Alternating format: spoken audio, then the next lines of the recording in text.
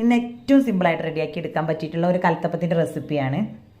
അപ്പോൾ ഇത് റെഡിയാക്കി എടുക്കാനായിട്ട് ഞാനിപ്പോൾ ഓർഡർ എടുത്തിട്ടുള്ളത് ഓട്ടട മാവാണ്, അഥവാ നമ്മുടെ കുത്തപ്പത്തിൻ്റെ മാവ്.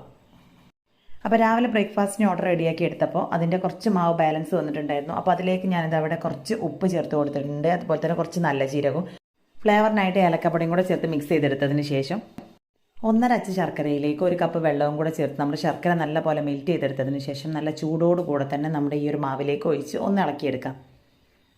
ഇനി ഇതിലേക്ക് 1/4 ടീസ്പൂൺ ബേക്കിംഗ് സോഡ കൂടെ ചേർത്ത് നല്ലപോലെ ഒന്നുകൂടെ മിക്സ് ചെയ്തെടുത്തതിന് ശേഷം നമുക്കിതിനെ മാറ്റി വെക്കാം. ഇനി അടുത്തതായിട്ട് പാനിലേക്ക് കുറച്ച് ഓയിൽ ചേർത്ത് കൊടുത്തതിന് ശേഷം നമ്മുടെ തേങ്ങാക്കൊത്ത് ചേർത്ത് കൊടുത്ത് ഒന്ന് മൂപ്പിച്ചെടുക്കാം. അപ്പോൾ ഈ ഒരു തേങ്ങാക്കൊത്തൊക്കെ ഒന്ന് മൂത്ത് വരുന്ന ആ ഒരു സമയത്ത് ഇതിൽ നിന്നും മാറ്റി കൊടുത്തതിന് ശേഷം ഇതിലേക്ക് കുറച്ച് ചുവന്നുള്ളി കൂടെ ചേർത്ത് കൊടുക്കാം.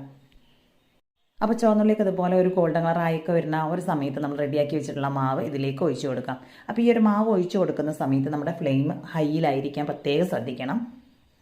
ഇനി മാവൊക്കെ ഒഴിച്ചു കൊടുത്തതിന് മുകളിലായിട്ട് നമ്മൾ നേരത്തെ മാറ്റി വെച്ചിട്ടുള്ള തേങ്ങാക്കൊത്ത് കൂടെ ചേർത്ത് ഒരു 15 മിനിറ്റ് ലോ ഫ്ലെയിമിൽ കുക്ക് ചെയ്തെടുക്കുമ്പോഴേക്കും നമ്മുടെ കലത്തപ്പം അവിടെ കുക്കായിട്ട് കിട്ടും. ഇനി ആ ഒരു മൂടിയിലുള്ള ആ ഒരു വെള്ളമായൊക്കെ ഒന്ന് തുടച്ച് മാറ്റിയെടുത്തതിന് ശേഷം ഒരു 10 മിനിറ്റും കൂടെ ഒന്ന് അടച്ച് വെച്ച് കൊടുത്തതിന് ശേഷം നമുക്കിതിനെ പ്ലേറ്റിലേക്ക് മാറ്റി കട്ട് ചെയ്തിട്ടെടുക്കാം. അപ്പോൾ അത് നല്ല രീതിയിൽ തന്നെ ആരെടുത്തിട്ടുള്ള നല്ല സോഫ്റ്റ് ആയിട്ടുള്ള കലത്തപ്പാണ് ഇപ്പോൾ അവിടെ കിട്ടിയിട്ടുള്ളത്. അപ്പോൾ ഈ ഒരു വീഡിയോ ഇഷ്ടമായിട്ടുണ്ടെങ്കിൽ ലൈക്ക് ചെയ്യുക.